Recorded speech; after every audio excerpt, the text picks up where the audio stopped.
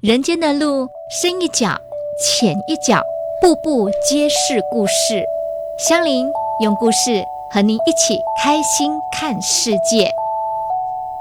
年轻的亚瑟王在一次与邻国的战争中战败被俘，王妃看他英俊潇洒，不忍杀害他，所以提出了一个条件，要求他在1年内找到一个让他满意的答案，就可以暂时把他释放。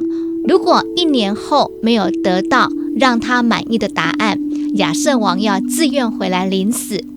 如果不答应这个条件，就要被终身囚禁。他的问题是：女人最想要什么？这个问题恐怕连最有知识的人也很难以回答，何况是年轻而涉世未深的亚瑟王。但是这个性欲是男人的第二生命，既然已经答应了人家的条件，说什么也要找出答案。他回到自己的国家，做了几次调查，一而再的请教智者、法师、僧侣、母亲、姐妹，甚至妓女，但是他还是找不到一个令自己满意的答案。其中有一个相士告诉他，可以去请教一个神秘的女巫，她一定有答案，但是她喜怒无常，而且要价昂贵。一直到最后一天，亚瑟王无奈，只好硬着头皮跟着随从找到女巫。女巫似乎预知他会来，很快就开出了价钱。女巫说：我保证给你一个可以过关的答案，但条件是我要葛温娶我为妻。葛温是圆桌武士中最英俊潇洒的一个骑士，也是亚瑟王的最好朋友。亚瑟王打量着眼前的女巫，面目狰狞，驼背如钟，牙齿稀落，口气恶臭，还不时发出淫荡的笑声。他心里想，绝对不能卖友求生，所以他就当下拒绝了女巫，准备明天动身去领死。可是随从把当天的状况告诉了葛温，葛温有感于亚瑟王对朋友的义气，决定牺牲自己。葛温就偷偷去见女巫，答应娶她。女巫也是言而有信，把答案告诉了亚瑟王。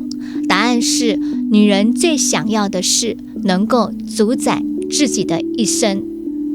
亚瑟王带着这个答案去见了王妃，王妃欣然接受，也释回了亚瑟王。回国后，葛温和女巫正式举行盛大的婚礼。亚瑟王看到朋友为自己做了这么大的牺牲，简直痛不欲生。其他参加婚礼的圆桌武士和宾客看到女巫令人作呕的仪态和举止，也愤慨不已。葛温却保持着骑士的风范，把自己的新娘介绍给大家。到了洞房花烛夜，葛温还是依照习俗，温柔地把女巫新娘抱进新房。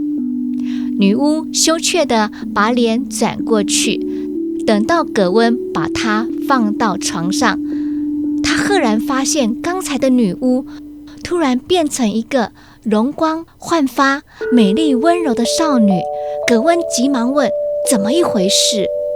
女巫说：为了回报你的善良和君子风度，我愿意在这良辰美景恢复我的本来面目，但是我只能用半天以美女姿态出现，另外半天还是要变回令人厌恶的女巫面貌。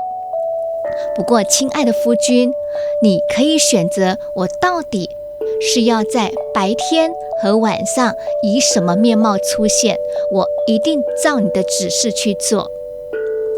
葛温面临的是一个两难的抉择。如果太太晚上恢复天仙美貌，当然她可以抱着美人享受人生最美妙的经验，但是白天却必须面对周围朋友对妻子的厌恶，但反过来却要终身忍受孤枕难眠的痛苦。现在问问好朋友，假如你是葛温，你的选择是什么？也猜猜看，葛温的选择究竟是什么？葛温想了一想，用坚定的语气回答：亲爱的太太，我觉得选择的结果对你的影响比对我的影响大得多，你才有资格决定这件事情。女巫这时候便说：亲爱的先生，全世界只有你真正了解女人，最想要的就是主宰自己的一生，所以我要一天24小时都回复我原来的美貌来报答你。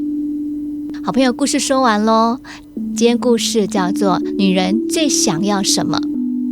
答案是，其实女人最想要的应该是找到一个凡事懂得尊重她的男人。您认为呢？